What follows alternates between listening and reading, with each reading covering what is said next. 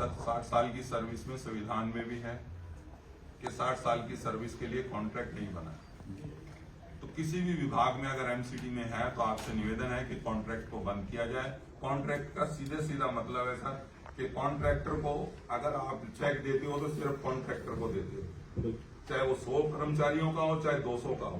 Sir आप उसको check करवाइए कि 50% से ज्यादा उसकी जेब में जाता है सर पैसा। बहुत बड़ा शोषण है सर। आपके जितने ऑटो टिपर है यहाँ आए हुए हैं सर, ऑटो टिपर्स की बुरी हालत है सर। ऑटो टिपरों की हालत ये है कि 300 गाड़ियां चल रही है जिसमें गाड़ी चलती है 20, 30, 40, इससे ज्यादा गाड़ियां नहीं चलती हैं। जहां जहां कॉन्ट्रैक्ट है सर हम उसका विरोध करेंगे, हर हाल में करेंगे, क्योंकि संविधान में लिखा है कि 60 साल की सर्विस में कॉन्ट्रैक्ट लागू नहीं होना चाहिए।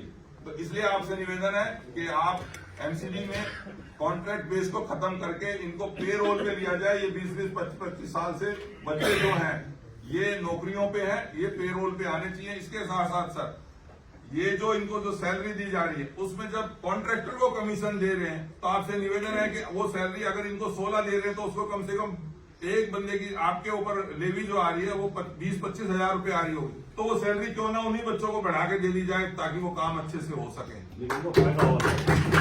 फायदा होगा सर। कॉन्ट्रैक्ट सर आज दिवाली आने वाली हो रही है, यहाँ कॉन्ट्रैक्ट के बच्चे आए हुए, अभी तक उनकी सैलरी नहीं हुई है, जबकि आप लोगों के साथ एग्रीमेंट होता है कि 7 तारीख तक उनको सैलरी देनी होगी, चाहे वो अपनी जेब से दे या आप लोग उनको दें।